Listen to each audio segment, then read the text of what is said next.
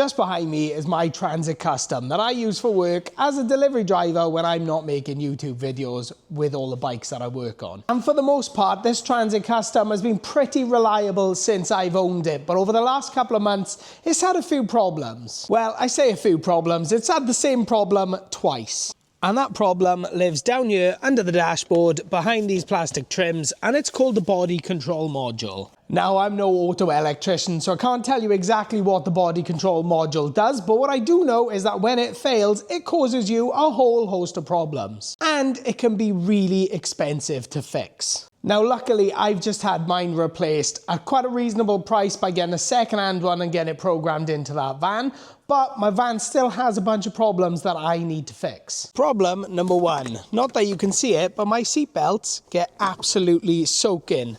And this morning, with all the cold weather, they literally froze into place and I couldn't move them.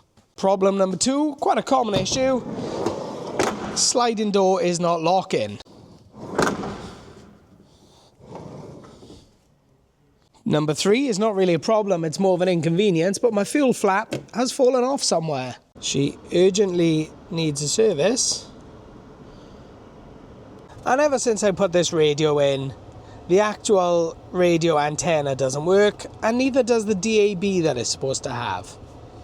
And there might be a few other issues along the way, but that's what I'm sorting out right now. So let's start in order. We'll start with the seat belts because I am fed up with them being wet and frozen, and I got a feeling where the water's coming in that's soaking my seat belts is probably where it's coming in and getting to my body control module, which fried the last one. And I could definitely do without that happening again, because that van going off the road costs me a week's work, which, yeah, nobody likes that. So, no guarantees on this one. I'm assuming the water is seeping in from here, where the roof rack should be, or where the roof rack was that I took off, because it's directly above the seat belt, near enough on both sides, and obviously both of them are getting wet. Unless my door seals are totally knackered, which they don't look to be, I can't see any reason water would come in anywhere else. So, let's whip these out.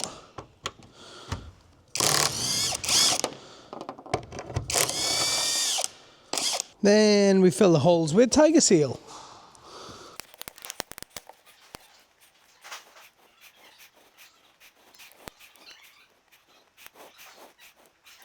Then repeat for all of the holes.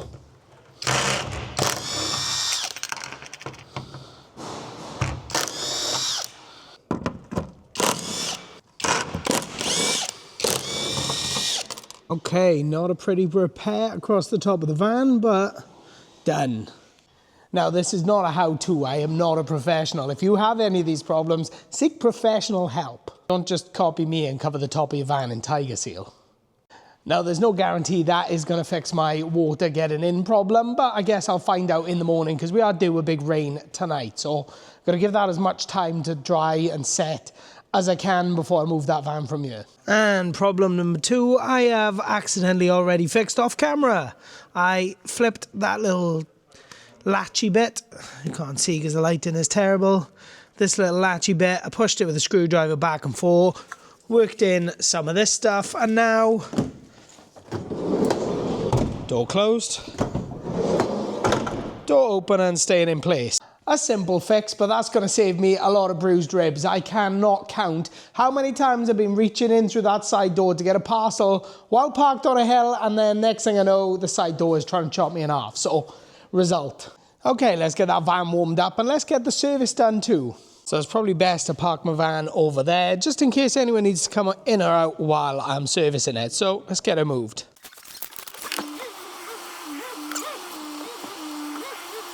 So while that warms up ready to drain the oil, let me show you exactly why it is in desperate need of a service. So pop the hood, dipstick down here.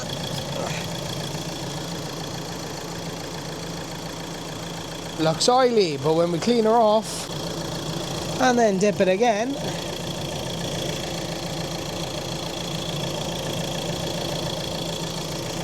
we are talking about a tiny speck of oil.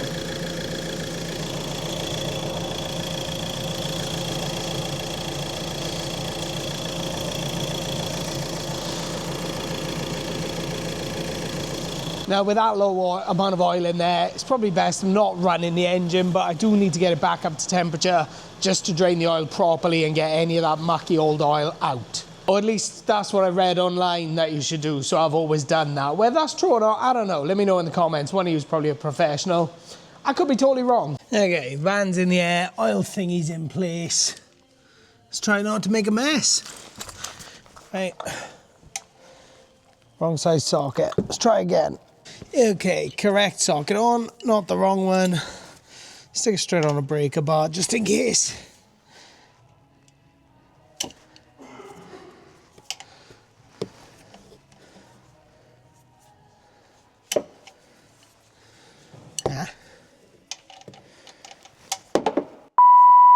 Okay, take 3. It's a 13mm. Let's try not to drop this in the catch pan. And now I don't have gloves on. Definitely going to make a mess.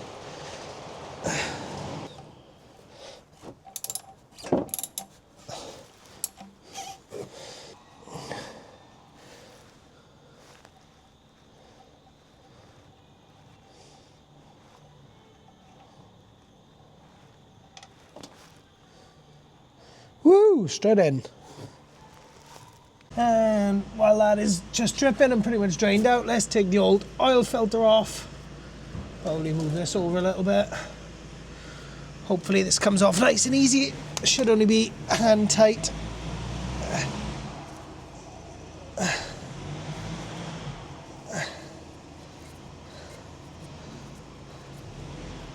Yeah, lots of oil.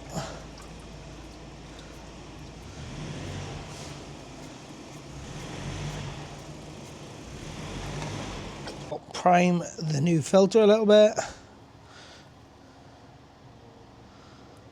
Oops, maybe a bit too much. Then add a smidge of the old oil on the seal. Not quite sure whether they're supposed to use the new or the old, but I've seen people using the old. Then screw back in, hand tight.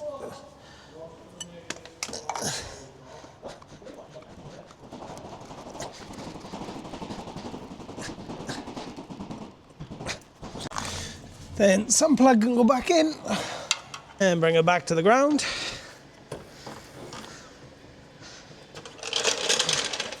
And now the most difficult bit of all, putting oil in there. It's easy enough when you've got a little 1 litre, but getting that to pour in there without spilling it all is a bit of a pain in the arse. Okay, hopefully I've done something genius and we'll see if it works. So I cut up the 1 litre bottle, which reaches nice and easily, and I'll cut a hole in it so I can pour the 5 litre one through the 1 litre one into my funnel down there. And with a bit of careful pouring, I think this will work. Let's try. This is either going to work really well or it's going to make a big mess. I'm hoping for work really well. So just keep a hand on that to keep it steady. Dipstick's in the way now. And I'm not on about me.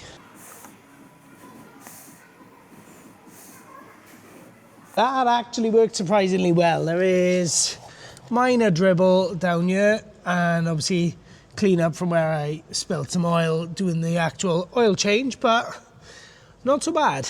Sometimes my genius knows no bounds. Now I have stuck pretty much 6 litres of oil straight in. I normally do about 5 and then carefully check it and add more after that, but I don't know, we've just gone for it this time, so I do need to check it just to see if it needs any more. So obviously pull the dipstick out, wipe it, blah blah blah blah blah, you know the drill. Okay, oil looks good, service is good. Just realised I can't do my fuel cap panel replacement because I don't have lacquer. I bought the paint, which is the Ford Frozen White, but I don't have any lacquer, and it's also like minus temperatures, so it is probably best that I don't start painting because it'll look crap.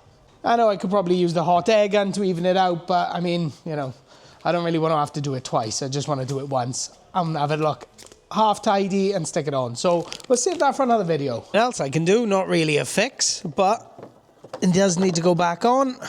Tow and eye cover from when I got towed from when my BCM shat out on me. If it goes back on. Ta-da! Spin her over, make sure that oil is going around the engine. It'll warm up, and then we'll check the oil again before we actually drive her. So while I'm in here, I may as well reset the oil service. So it says oil service required. You're going to press and depress both the accelerator and the brake and hold them down. And then wait. Oil service reset complete. And then you let go of them. Then that goes away. And then next time I turn the van on, like so. Doesn't tell me I need an oil change.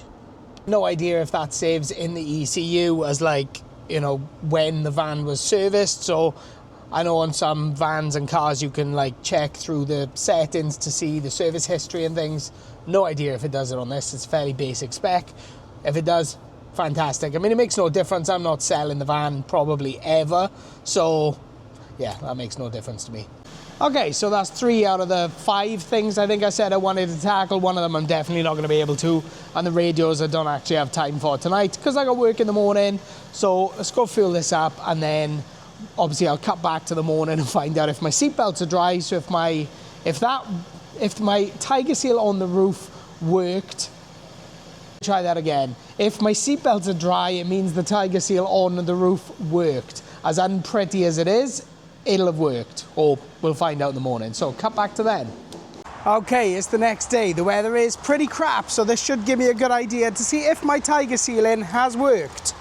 As unelegant of a solution as it is, it might just work. So if we just hop up here, we can see, if I poke it with my finger, it's rubbery, but I mean it's dried in place, it's sealed. There's a bit of a bubble in that one, but doesn't seem to be any holes or anything for the water to go through. And it's pretty much the same story on all of them. Even left one of the bolts on the roof over there. Yoink. So, moment of truth. Find out if it actually worked. Get in, and are my seatbelts dry? Actually, my hand is wet. So I can confirm my seatbelt's dry. It's rained all night, but my seatbelt is dry. That is a result. That has worked. Actually, the very, very bottom of the seatbelt, I don't know if it's cold or if it's just slightly damp. I don't know if there's maybe some water sat down there inside the pillar or inside the panel where the seatbelt is, but most of that is dry and it's definitely not frozen. Hopefully, I've stopped the water coming in from behind this. Now, I'm assuming the water was coming in from behind this. I don't know how the metal skins or plates of the van work, but I'm assuming the water was running down this way, getting down there, which is why my BCM, or my old BCM, was all corroded and blew up. While we're here, may as well check the other seatbelt too. So far, I mean, this one's quite wet, so problem maybe not solved that side.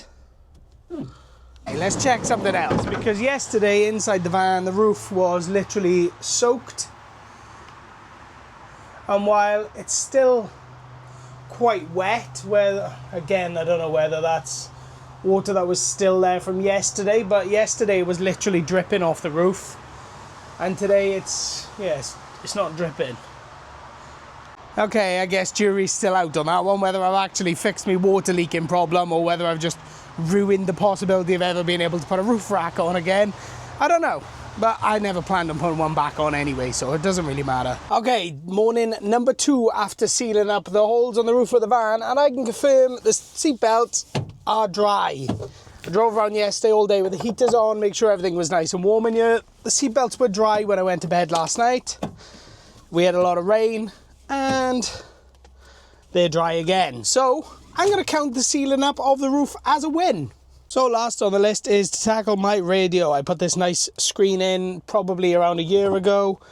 Looks lovely, it works great. Only thing is, obviously the radio is not really working behind it. So need to take this off, if I can remember how to remove this without breaking it. I think you just pull it somewhere. It does work better if you've got a trim removal tool, but I just wedged it open with a screwdriver, and then you can pull it off once you work out where all those little rivet things are. Then up top of the radio, you got 2 Torx bolts there that you just unscrew, and then the rest of the surround clips out. Actually, if you've got small hands and nimble fingers, you could probably do it without taking the radio out, because you've got a nice big gap there and not really much in it, but I'm going to pull the radio anyway, just because my hands are a bit big. So when the radio's out, the cable you're looking for is this one, which connects to the radio cable, which is this one. So obviously my one is broken. It's been this way since I got this radio, because it wasn't brand new when I bought it. It was brand new second hand. So you just need to unplug that, put the new cable in, and then the actual antenna with the car will work. So once you plug that in, this piece literally just connects to there, like so. And now in theory, my standard radio should work. Let's have a look at the DAB. Now for the DAB or DAB radio, I got this crappy antenna. You can't really reuse these. That is supposed to be touching some metal on the van up there on the windscreen somewhere. So I'm gonna throw that one away because it ain't working. And what I've got is a proper windscreen antenna rather than the internal, external, whatever one. It uses the body as a aerial. This just is an aerial, so I'm gonna thread this down through there so that I can route the aerial onto the windscreen somewhere, and I'm gonna plug that in. And turns out that's not gonna work, because both of these plugs for the DAB antenna and for the DAB adapter both have female ends on them for some reason, whereas the old antenna had or male and female.